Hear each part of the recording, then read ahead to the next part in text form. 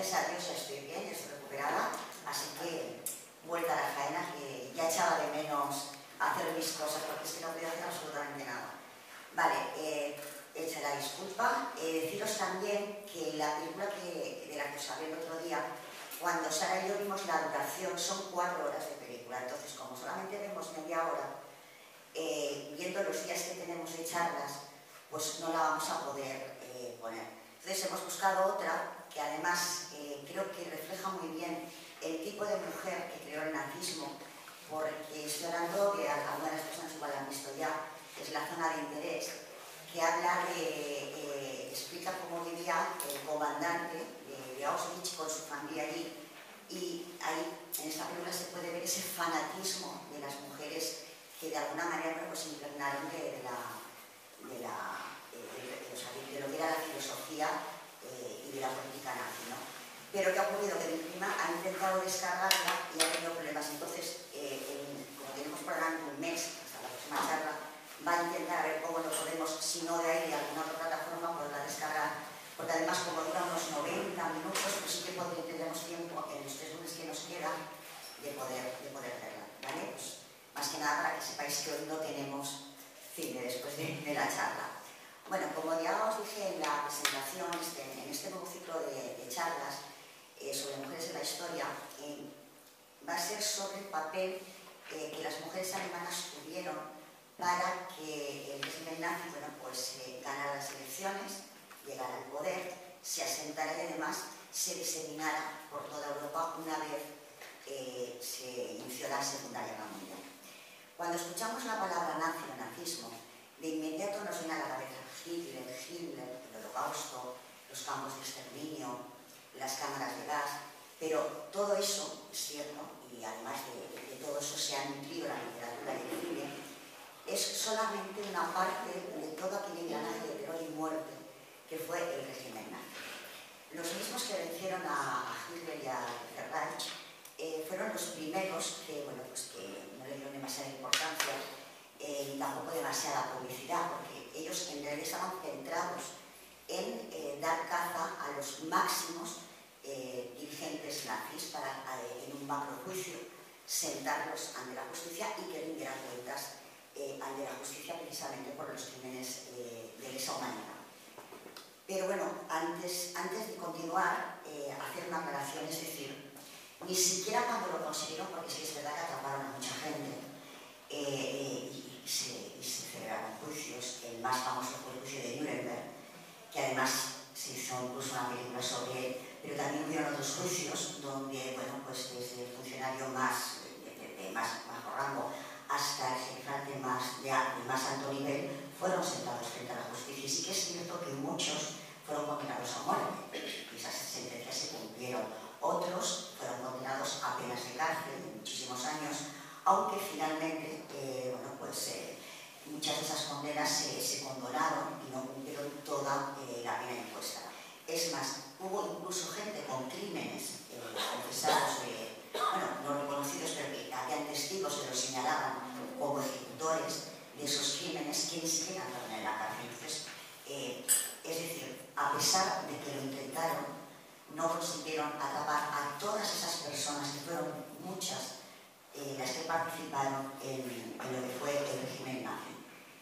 Y en esa purga que hicieron de la organigrama nazi, no fueron igual de escrupulosos en lo referente a las muchas mujeres que desempeñando distintos cometidos dentro del régimen contribuyeron, como acabo de deciros, no solo al ascenso de Hitler y los nazis al poder, también a que aquella maquinaria de muerte y terror que desplegó el nazismo desde el mismo momento en que tuvieron la institución en el gobierno alemán fuese un éxito.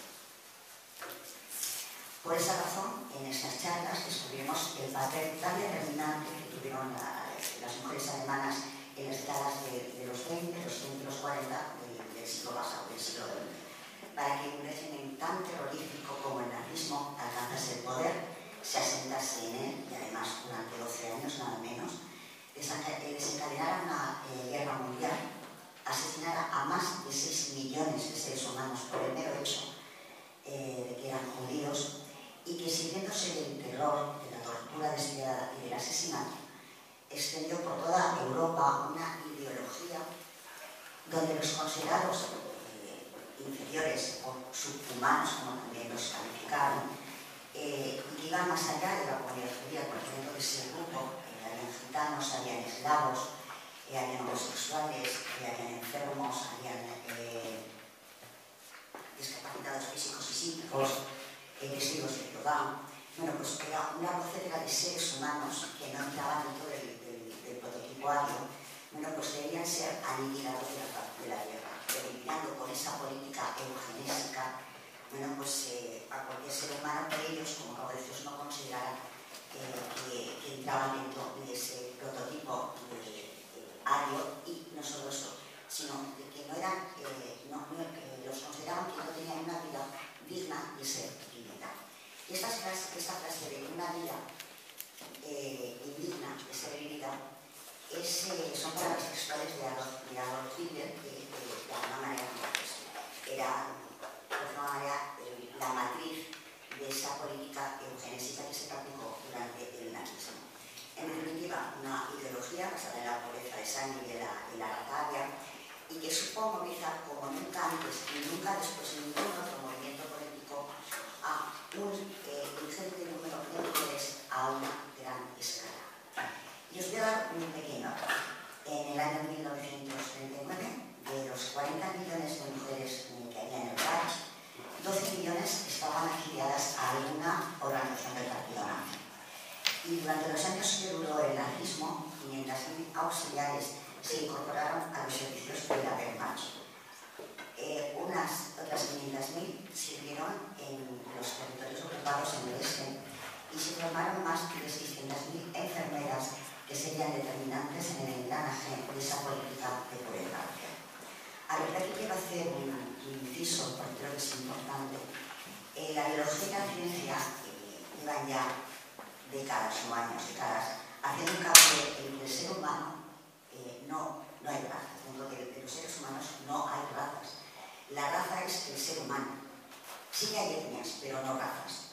Y en cuanto a la persecución y de los judíos, tan propia de Europa durante siglos, es decir, que todas las persecuciones, y las se han dado el micrófono, todas esas persecuciones y expulsiones que se dieron en Europa a lo largo de los siglos fueron persecuciones y expulsiones basadas en, podemos decir, en la creencia religiosa. Para nada tenía que ver con la raza. Esa es la diferencia que hay con el nazismo, que Hitler y su partido definieron al ser humano en razas, y por lo tanto la raza judía, junto a otras muchas, era una raza inferior. Pero insisto, las expulsiones y las persecuciones que se dieron en Europa, en los diferentes países de Europa a lo largo de los siglos, siempre fue por razones religiosas, nunca de raza. Bueno, dicho esto, y como sigo siempre, para poder entender los episodios del pasado, debemos, como no, irnos al contexto histórico en el que ocurrieron, ¿no? Entonces, vamos a hacer un pequeño viaje a ese contexto histórico para, de manera resumida, porque es muy largo y complejo de explicar, tener una idea más amplia, o como mínimo más clara, de cómo estaba Europa y Alemania después de la Primera Guerra Mundial, la cual acabó, y que dio paso al episodio de entreguerras, etapa en la que surgió Adolf Hitler como el líder del partido nazi, y a todo lo que ocurrió a partir de ahí hasta que se desencadenó la Segunda Guerra Mundial y todos los horrores que se vivieron durante el conflicto bélico. Bueno, pues bien, nos vamos a situar, estamos en noviembre del año 1918, y Alemania, ante el avance imparable de las fuerzas aliadas, además con ofensivas muy exitosas, bueno, pues no le queda otra que rendirse y que firmar el armisticio el 11 de ese mismo mes de noviembre. 2 meses después, en enero de 1919, en Versalles, en Francia, se firman los tratados de paz más conocidos como el Tratado de Versalles. Las cosas no se podían poner peor. ¿Por qué? Porque en estas conversaciones las potencias ganadoras imponen al país derrotado, a Alemania, sus condiciones. Había unos países, por ejemplo, como Francia, que lo conmigo buscaba la venganza, Inglaterra era como más dialogante, buscaba más bien acuerdos, porque tampoco le interesaba que Alemania fuera un país arruinado, pero mientras que Francia, bueno, pues lo que quería era la ruina absoluta y la desaparición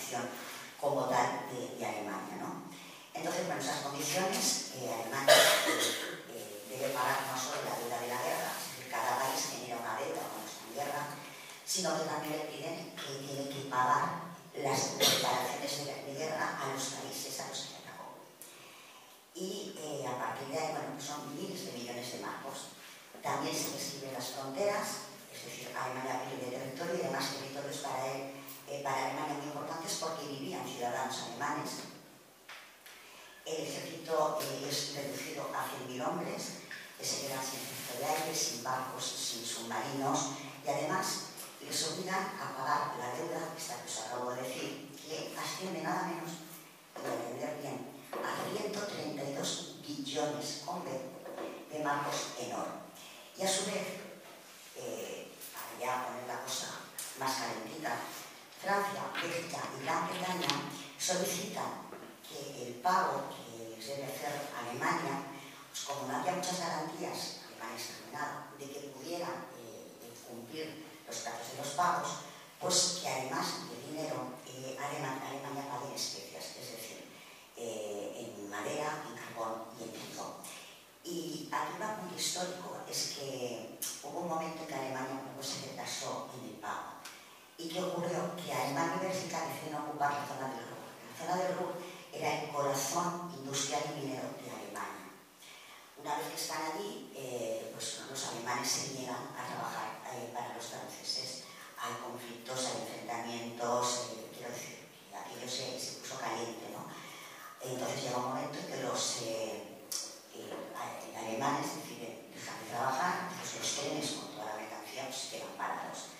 Entonces aquello se ponía más caliente, la cosa va subiendo de nivel, y llega un momento en que los franceses dicen, bueno, pues los expulsamos y nos tenemos a nuestros propios trabajadores.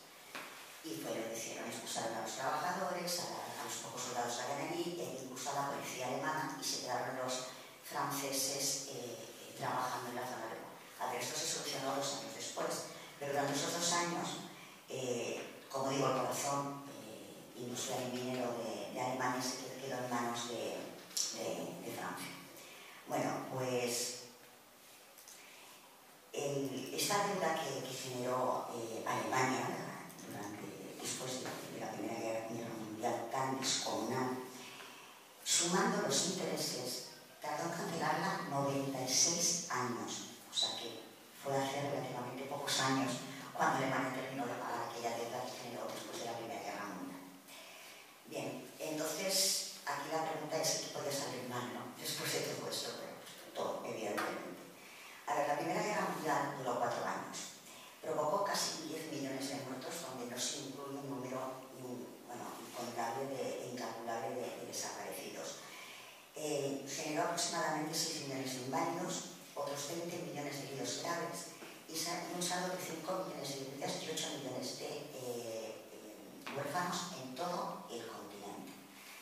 Pero las enfermedades y las muertes no solamente eran prioritarias de los hombres que estaban luchando en el frente, porque evidentemente cuando un morir en extranjero a países en guerra, los civiles también sufren las consecuencias, así que la desnutrición y las pésimas condiciones higiénico-sanitarias favorecieron las apariciones de epidemias como el tifus, el cólera y la gripe, la famosa gripe española, que es curioso que la bautizaron como la gripe española, pero no se generó en España, pero bueno, es lo que tiene la historia, ¿no? Y eso que ocurrió, pues, diezmó a toda la población europea. A su vez, la elevada mortalidad, pues, evidentemente afectó negativamente al número de nacimientos y también provocó un descenso considerable de la población activa, es decir, aquellos que podían trabajar. Como es lógico, todo esto, que era pues, una caldera presión, pues provocó y tuvo consecuencias muy graves en todos estos países en el periodo entre guerras, ¿no? Pero muy especialmente en Alemania, porque además había sido el país derrotado. Otro aspecto a destacar de este momento histórico fue la desaparición de los 4 grandes imperios que aún quedaban antes de la Primera Guerra Mundial. Estoy hablando del Imperio de Rusia, que culminó con la aparición de la URSS, la Unión Soviética, Alemania, el Imperio Austrohúngaro y el Imperio Otomano. Y otra cosa que ocurrió después de la Primera Guerra Mundial es que tras los tratados de paz, los firmados en Versalles, bueno, pues estos tratados favorecieron, según los historiadores y los expertos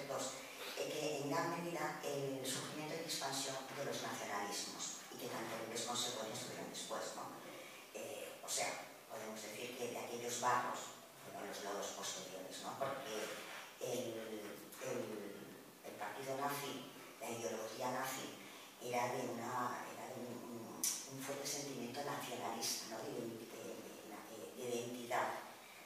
De ahí lo de la raza aria, en fin, o sea, lo de la pureza de la sangre. Entonces, bueno, el nazismo fue uno de los muchos que surgieron, de los muchos nacionalismos que surgieron después de la Primera Guerra Mundial. Bueno, pues entre los años 1921 y 1923, Europa sufrió una gran crisis económica, siendo especialmente grave en Alemania, por las razones que acabo de decir, ¿no?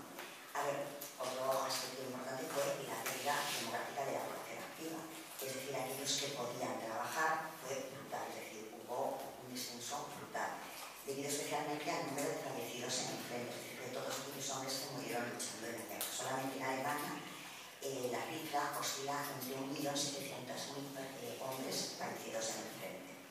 A todas estas pérdidas de vidas humanas, que evidentemente tuvieron consecuencias en el sistema productivo y el resto del país, hay que añadir las altas tasas de desempleo y la inflación, siendo Alemania la más afectada.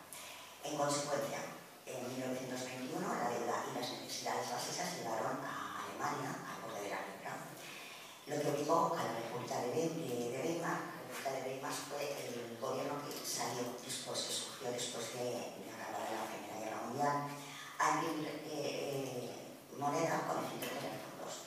Pues también es lógico, ¿no? Se llegaron a imprimir billetes de hasta 100 billones, vuelvo a repetir, de marcos. Pero aquel dinero, pues como no tenía oro pero respaldada y ni se podía convertir en oro, pues no valía nada. Ya no tiene reservas de oro y que los ingresos alemanes y beneficiarios, el marco alemán se devaluó hasta el punto de perder prácticamente todo su valor.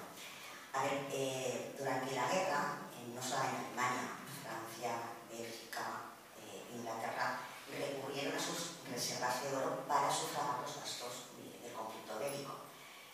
Pero qué ocurre, que cuando tú eres el país perdedor, pues evidentemente todos son pérdidas, tú no puedes recuperar nada de lo que has invertido.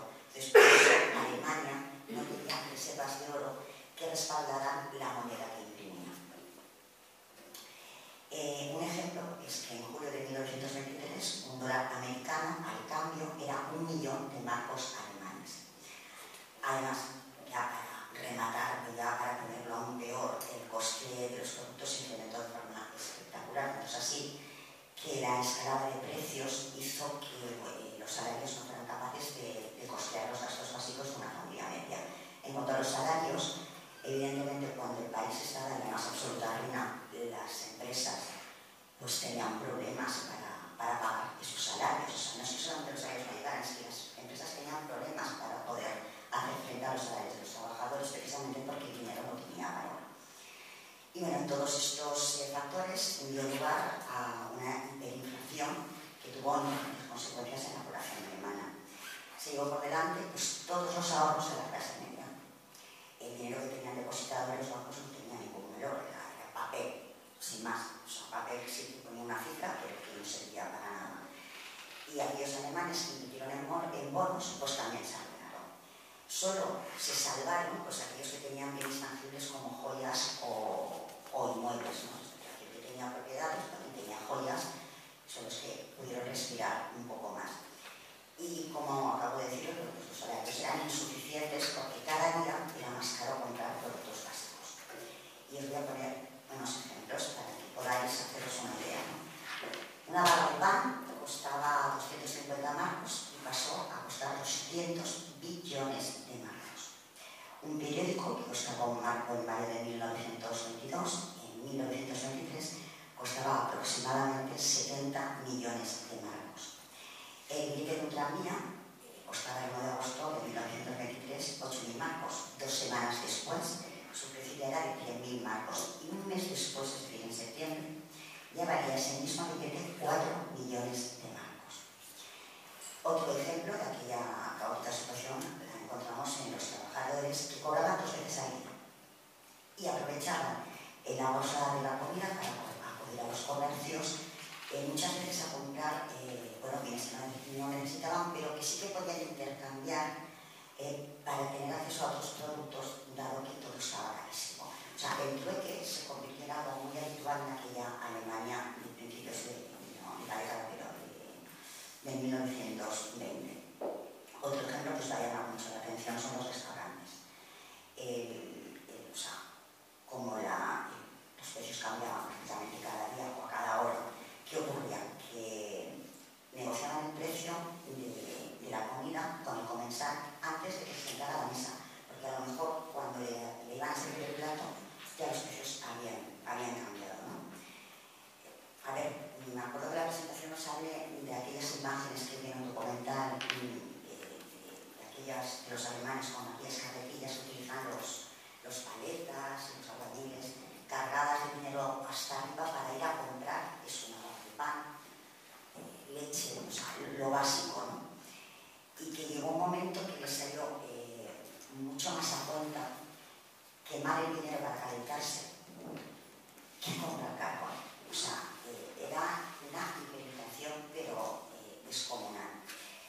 Entonces era tal el caos económico, era tal la desesperación de los alemanes, que algunos ayuntamientos pequeños, cajas de ahorro y pequeñas empresas, pues buscaron una salida de emergencia para poder subsistir. Y que o sea, era porque aquí era una emergencia social, sin lugar a dudas. Entonces recurrieron a lo que llamaron dinero de emergencia, el not-que. Era un dinero local que servía a los vecinos y desempleados, bueno, pues para que pudieran comprar madera, carne, trigo o centenos, es decir, que pudieran subsistir. Y mientras tanto, si la situación económica era desastrosa, la situación política no se estuviera mejor. Los enfrentamientos en el Parlamento y en las calles entre las diversas fuerzas políticas eran diarios, o sea, culpándose los unos a los otros de haber perdido la guerra y por consecuencia de la situación que se vivía en el país.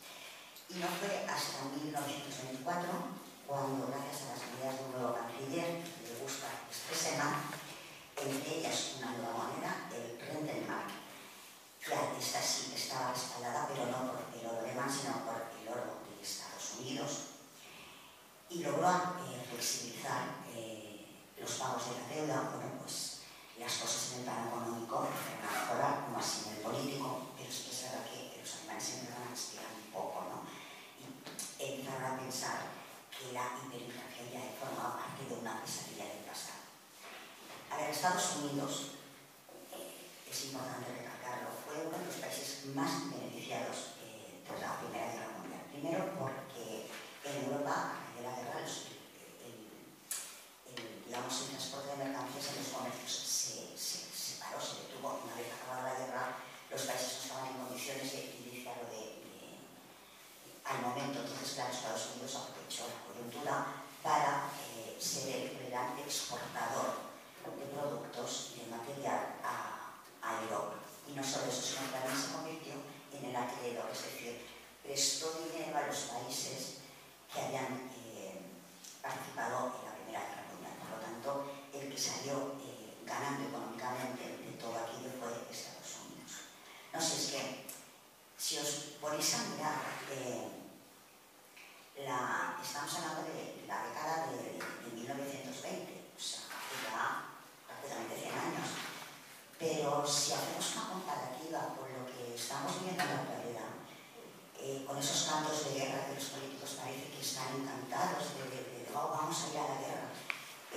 Cuando empezó la Primera Guerra Mundial, hay imágenes donde se ven a los soldados que van cantando, iban cortitos, pensaban que aquello era un paseo de unas semanas, unos meses como mucho, estuvieron 4 años, y las consecuencias posteriores ya habéis visto cómo son. Es decir, una guerra nunca trae nada nuevo a la sociedad, nunca, y siempre hay quienes sacan beneficio de las desgracias de los demás. Entonces, si nos lo ponemos a mirar, estamos en un momento así que ojalá, pues esperemos que no, porque a día de hoy la guerra no sería como hace 100 años. Estamos hablando ahora de armamento nuclear, no tiene nada que ver, pero aún así quiero, es decir, los gerifantes, los políticos, como nunca van a la guerra y tampoco miran a sus hijos, bueno, pues van los hijos de los demás, y siempre hay un beneficio económico.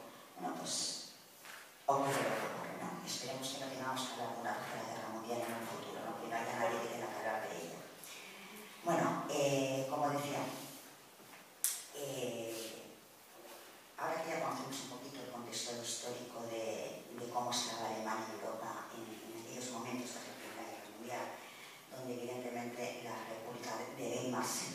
siempre por una militarización galopante, por las cartillas de racionamiento y por constantes cambios políticos con enfrentamientos continuos que en las calles se usaban enfrentamientos encarnizados que más que discusiones, la imagen, el paisaje que veían los alemanes de a pie era de una guerra civil después de haber salido de una guerra mundial.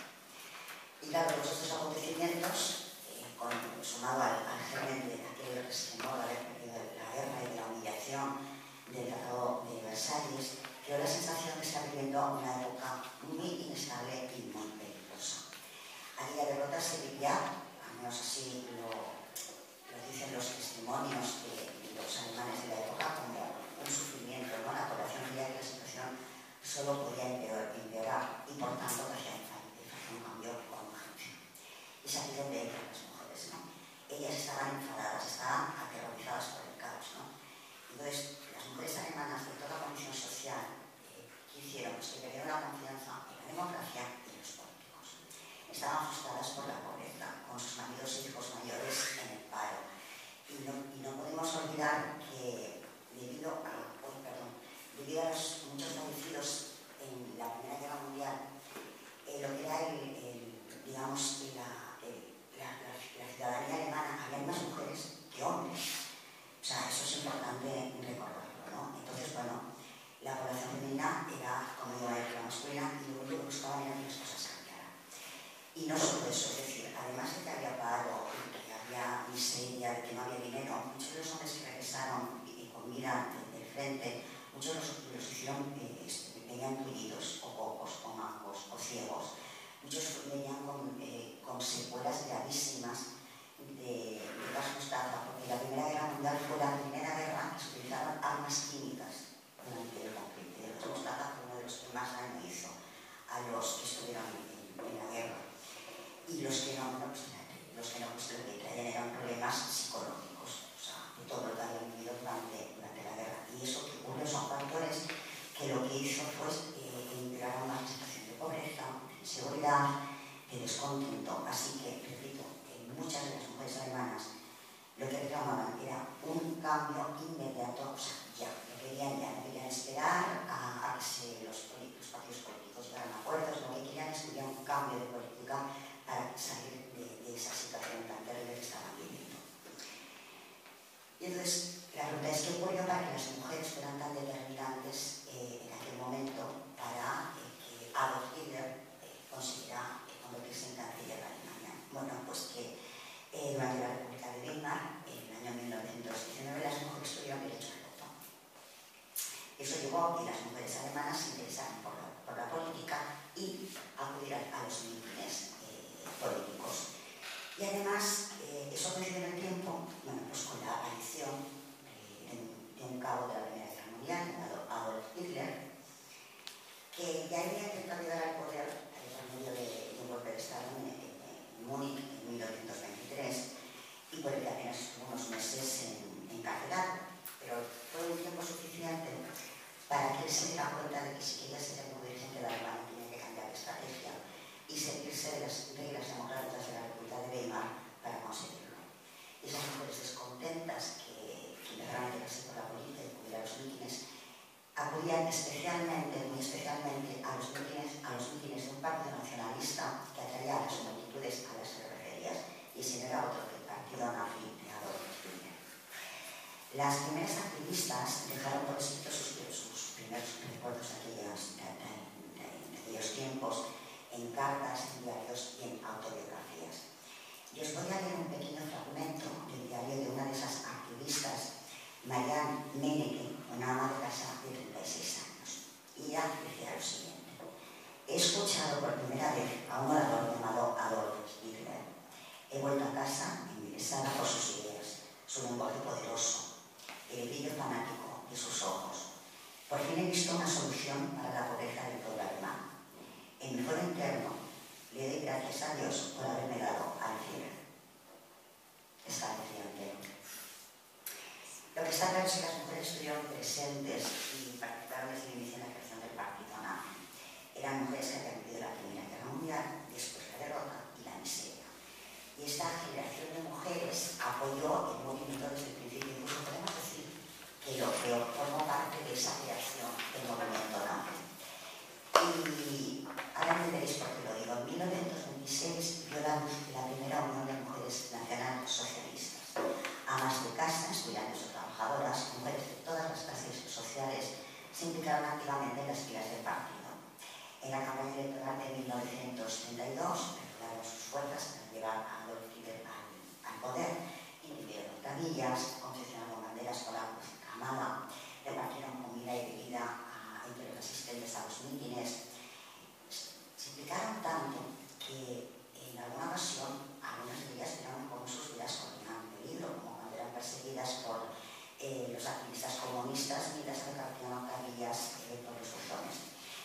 Pero eso, fijaros, que más que asustarlas, para ellas suponía un motivo de orgullo, ¿no? El poder ver cómo ellas arriesgaban su vida para que el mundo, que aunque el mundo no fuera nada, cambiara para la perspectiva que ellas entendían para mejor, ¿no? Y aquí tengo, os he traído el testimonio, perdón, de una de aquellas activistas que repartían tablillas por los buzones. Dice: nos sentíamos orgullosas de nuestras banderas con la cruz camada. Cuando de noche mi madre y yo salíamos a meter tablillas en los buzones, nos perseguía la turba comunista. No sé de dónde sacábamos el valor para enfrentarnos a esos peligros. Creo que nos habíamos convertido en fanáticas, simplemente. O sea, hasta ellas reconocen que se habían convertido en unas auténticas fanáticas del diario nazi. Entonces, todo eso, bueno, pues la victoria electoral del partido nazi, evidentemente, también fue la victoria de aquellas primeras activistas que ellas consideraban que aquella victoria también ellas formaban parte de ella, ¿no? Y bueno, pues todas las que pudieron, fueron miles, pudieron disfrutar de ese momento tan ansiado, victoriando y acabando a subir la primera aparición pública que hizo Adolf Hitler, ya como canciller del Reich, el 30 de enero de 1933. Por lo que cuentan muchos testimonios de la época, habían banderas por todas partes, había música, había flores, había, bueno, o sea, aquello era una fiesta, ¿no? Y claro, y luego llegó el discurso de Hitler. Claro, el discurso fue largo, pero si buscamos el fondo de lo que quiere decir ese discurso, era más o menos esto. Es el momento de hacer lo que yo digo. Y por supuesto, todos los asistentes a ese momento, estamos hablando de adultos y niños, y hombres y de mujeres, pues no dudaron en absoluto que de aquello no podía salir mal, todo lo contrario. Después de unos años de inestabilidad, esas palabras, bueno, pues reconfortaban a la población y les generó el convencimiento de que Alemania, tarde o temprano, volvería a ser la gran nación que fue en el pasado gracias a Adolf Hitler y al partido nazi. Evidentemente, el partido nazi no eran tontos y no dudó sacar provecho de ese fanatismo femenino en la esperanza de un mundo mejor, buscándoles un papel que asociara a las mujeres en el nuevo régimen que permitiese valorarlas al tiempo que serían los objetivos del Tercer Reich. Agarró en vano, y pese a sus ademanes caballerosos, y veis vídeos donde comentarios donde aparece libre, bueno, pues siempre les da la mano a los señores, les da la mano, es decir, siempre intenta ser muy caballeroso. Él tiene una opinión muy clara sobre la mujer y su papel en la sociedad. En uno de sus muchos monólogos, entre su círculo más cercano, declaró una cuestión, poned atención: el deber de la mujer es estar guapa y tener hijos. El pájaro, hembra, incuba los huevos y cuida sus plumas para buscar al macho. A cambio, el macho protege el nido de los invasores. O sea, feminista, esto como que no es. Para el régimen nazi, la nueva mujer alemana, para esa nueva Alemania, debe ser adoctrinada en las 3K: Kinder, Kuchen y Kitchen, que traducido es niños, iglesia y cocina. O sea, yo creo que entre lo de los pájaros, por eso digo que entre lo de los pájaros y las 3K, vamos, como que posibilidades de emancipación poca tenía la mujer en aquel momento, ¿no? Entonces, está claro que el nazismo era un régimen dictatorial y extremadamente machista.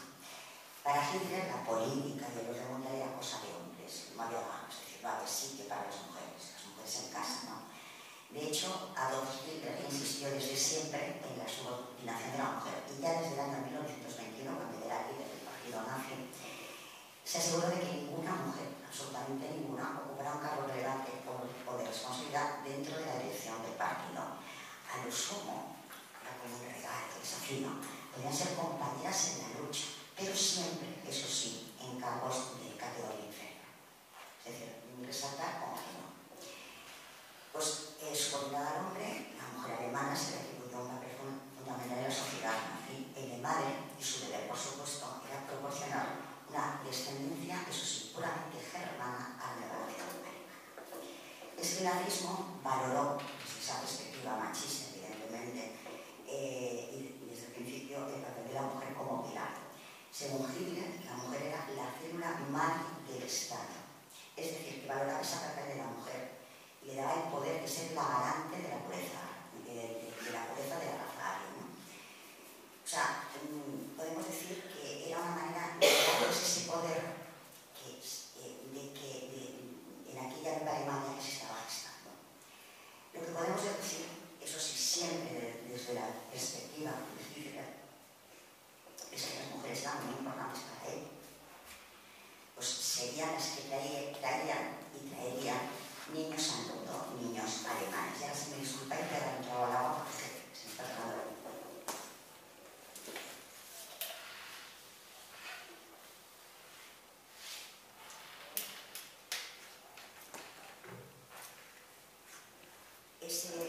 Ese pensamiento tan machista se vio favorecido porque muchas mujeres alemanas eran sensibles al discurso antifeminista. Es decir, el discurso antifeminista no pues les cargaba, ¿no? Además, la mayoría de ellas ignoraba la lucha de las sufragistas y además criticaba la relajación de la moral de las grandes ciudades. Es decir, aquel Berlín que se ha recuperado de la crisis económica, de sus años locos, de su vida nocturna, en los cabarets, en los bares, la mujer que bebía alcohol y fumaba, es decir, esas mujeres libertinas pues no eran modelo a seguir. En aquel entonces, muchas mujeres vivían en ciudades pequeñas o en el campo, por lo que la República de Weimar para ellas pues no significaba precisamente medias de seda y emancipación, ¿no? Ellas seguían haciendo lo que habían hecho toda la vida, trabajar en la granja, en la fábrica o en los comercios del padre o del marido. Entonces ellas tenían unas vidas pues como muy conservadoras, muy tradicionales. Y por lo tanto, para ellas resultaba muy atractivo que se valorase y se le diese importancia tanto a la madre como a lo que representaba la familia. Y aquí os traigo un fragmento de una de aquellas mujeres que decía lo siguiente: no solo somos hembras, objetos del deseo animal, hemos recuperado el derecho a idealizarnos a nuestro rol de mujeres como madres. Por fin podremos criar un linaje de hombres auténticos y les inculcaremos rectitud, orgullo y pureza. Hasta aquí creo que... ¿Verdad? Bueno, pero lejos de imponer, digamos, el rol a las mujeres alemanas, los nazis fueron muy listos, fueron tontos y actuando con astucia, adoptaron medidas para que las mujeres volviesen a los jóvenes, pero de manera voluntaria. Es decir, yo no lo digo, yo te invito. Y la medida estrella del programa de Ron Maternal y Orleño para la mujer se puso en marcha a partir de 1973, cuando el régimen ofreció un préstamo marital en forma de cheques regalos a todos aquellos jóvenes que quisieran casarse y formar una familia. Cheques que podían alcanzar nada menos que 1.000 marcos imperiales, lo que era el salario anual de un trabajador alemán. El régimen nazi, para el régimen nazi lo importante, lo más importante, dada la baja natalidad y todos los muertos durante la guerra, era que nacieran muchos niños, pero no cualquier niño. Entonces, para ello, la primera condición era que la pareja se sometiera a un exhaustivo reconocimiento médico. En ese reconocimiento médico se determinaba si la pareja estaba sana o no, es decir, siempre según los nazis, es decir, no podía padecer una enfermedad hereditaria ni de transmisión sexual, y lo principal y más importante era que fueran fértiles. Porque lo que querían eran madres sanas que tuviesen hijos sanos. Pues el deber de la madre alemana para esa nueva Alemania era reproducirse, pero eso sí, para tener hijos sanos, nada más. Por cada nacimiento, el reembolso del préstamo humanitario se reducía en un 25%, por lo que las deudas de las familias, evidentemente, se saldaba parte del cuarto hijo. Y precisamente 4 hijos era la descendencia mínima que exigía el régimen nazi para el mantenimiento de la supuesta segunda condición para la obtención de prisión humanitaria era que las mujeres activas debían renunciar a su trabajo. Entonces eran listos, ¿no? Entonces, claro, esos empleos que dejaban libres los jugaban los hombres. ¿Y qué ocurrió? El milagro. El descenso del paro fue brutal y evidentemente la economía volvió a crecer.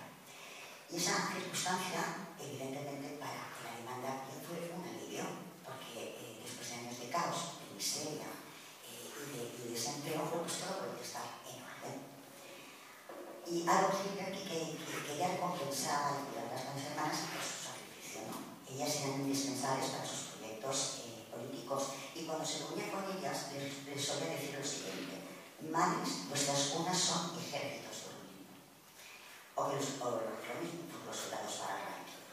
Por esa razón creó una institución especial para esas abnegadas y amantes madres, la Cruz de Honor de la Madre Alemana, con 3 categorías, como en las Olimpiadas o la Champions League, lo mismo. De bronce por 4 hijos, digamos, la excelencia mínima que existía. De plata por 6 hijos y de oro por 8 hijos. Y esa cruz la lucieron nada menos que 5 millones de mujeres, y hicieron con muchísimo orgullo. Eso sí, cuando acabó la guerra, muchas, no todas, hicieron con esa, para que no la relacionaran con el régimen nazi, las quemaron en las estufas o las chimeneas, o si fueron a enterrarlas y bien abajosa, para que nadie las pudiera encontrar. O sea que ahí, una vez acabado el régimen, los muchachos dijeron: yo ya no soy tan nazi. Y claro, el régimen logró su objetivo, porque entre 1933 y 1939 los nacimientos aumentaron hasta un 25%. Pero eso sí, hay que dejar muy claro una cosa: los préstamos y restricciones estaban reservadas solo para las mujeres que cumplían todos los requisitos exigidos por el régimen y que por supuesto estaban en el bando correcto. Es decir, judías, gitanas, socialdemócratas, comunistas o cualquier grupo considerado indeseable por los nazis estaban excluidos. Es decir, la clave era estar en el grupo correcto para conseguir todo esto. Y así las elegidas del régimen adoptaron totalmente el papel de garante de la raza alemana y fueron proveedoras de soldados. Pero no solo eso, las mujeres también formaron parte activa, aquí viene una parte bastante oscura, en la política de nacimientos. ¿Cómo? Bueno, pues ayudando a hacer una selección despiadada de ciudadanos alemanes, porque el régimen necesitaba controlar los nacimientos para poder poner en práctica su idea delirante de una nación pura. Y su primer apoyo fueron las lágrimas. El Estado las necesitaba, y además con urgencia, para hacer casar a las madres en la intimidad del hogar. Estamos hablando de una época en que las mujeres no iban al hospital a parir, a dar a luz, lo hacían en casa. Por tanto, las matronas convirtieron en una persona de gran influencia muy importante. Tanto es así que el régimen las necesitaba de tal urgencia que las incluyó en el sistema sanitario del Estado. Y ahí, bueno, ellas desempeñaron una labor muy relevante. ¿Y por qué? Porque tenían que redactar informes de los nacimientos y denunciar los casos de niños con malformaciones. Recibían una prima por cada niño que denunciaban. Así que cuando nació un niño con una malformación, aunque fuese simplemente un labio leporino, lo ocupaban a los servicios sanitarios. Y estas listas, realizadas por las matronas, pasaban a las manos de los médicos nazis, y evidentemente las consecuencias para las madres y los niños eran dramáticas. He rescatado uno de los muchos diagnósticos documentados de la época. En este caso no es un bebé, sino de una joven llamada Rosalie, pero que igualmente muestra la crueldad y el delirio del régimen nazi en cuanto a todo lo que tenía que ver con enfermedades. Y dice lo siguiente: el diagnóstico es esquizofrenia, y según los conocimientos médicos es muy probable que su descendencia pueda padecer enfermedades mentales. Conforme a la mayor párrafo, la paciente debe ser esterilizada. Sin lugar a dudas, la medida más importante y más violenta que el régimen nazi adoptó en el marco de la política demográfica fue la esterilización masiva. Alrededor de 100.000 hombres y de 200.000 mujeres fueron esterilizados de manera forzosa. Pero muy pronto el régimen nazi no se conformó con el método preventivo de la esterilización. Entonces, a partir de 1939, el régimen nazi decidió eliminar a parte de la población que no se ajustase al ideal nazi, pues el objetivo precisamente de los nazis era poner en práctica la teoría de la higiene racial. Dicha teoría es una locura, se basaba en la absurda idea de que sería posible erradicar todas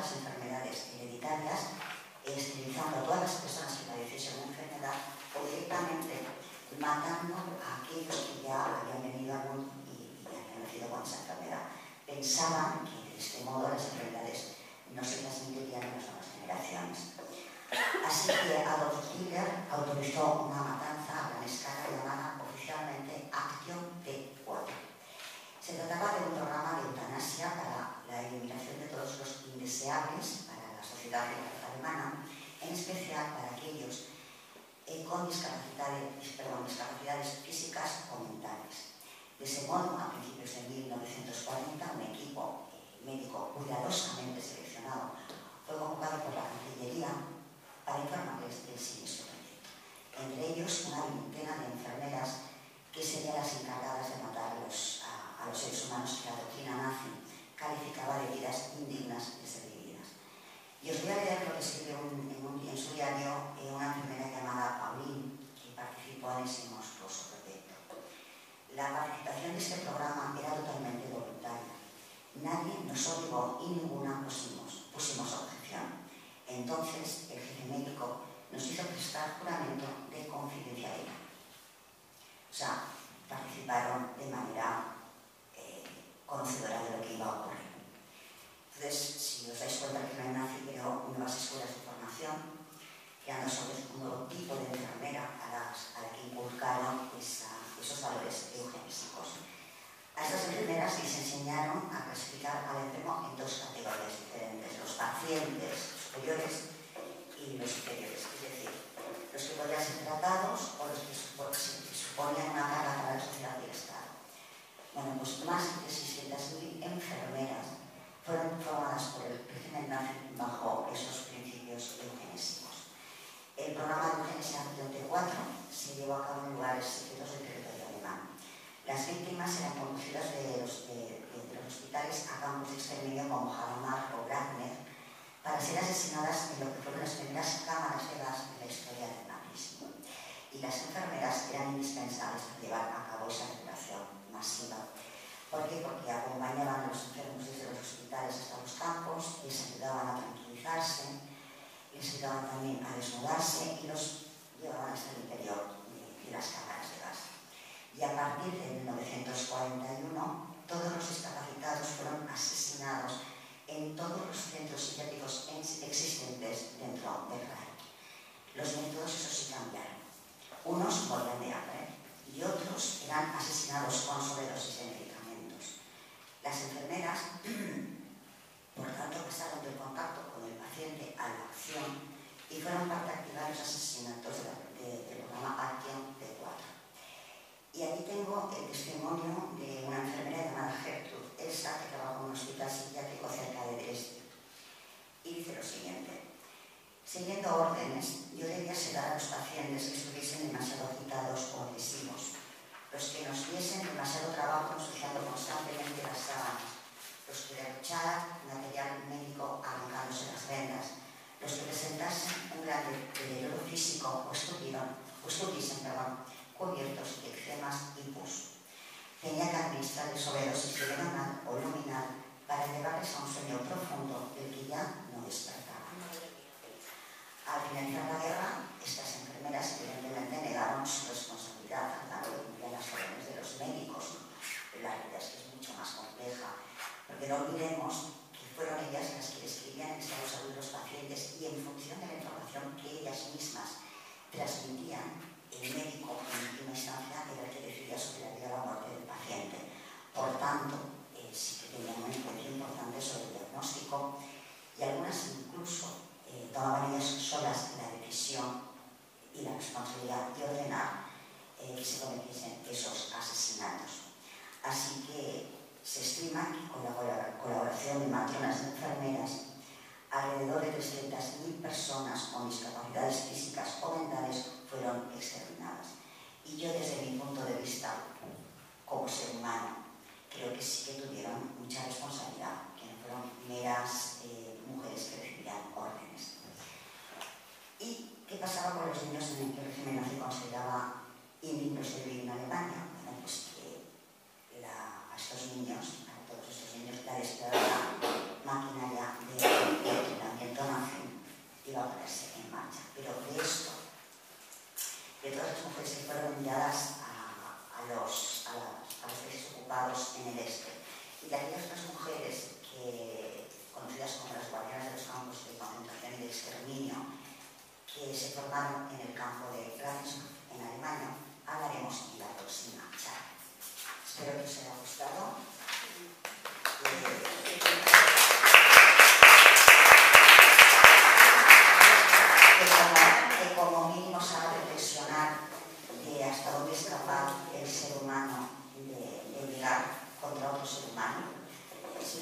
recordarás, esto lo leía una vez en algún sitio, no recuerdo quién lo escribió, el peor enemigo del hombre es el mismo hombre, y es verdad.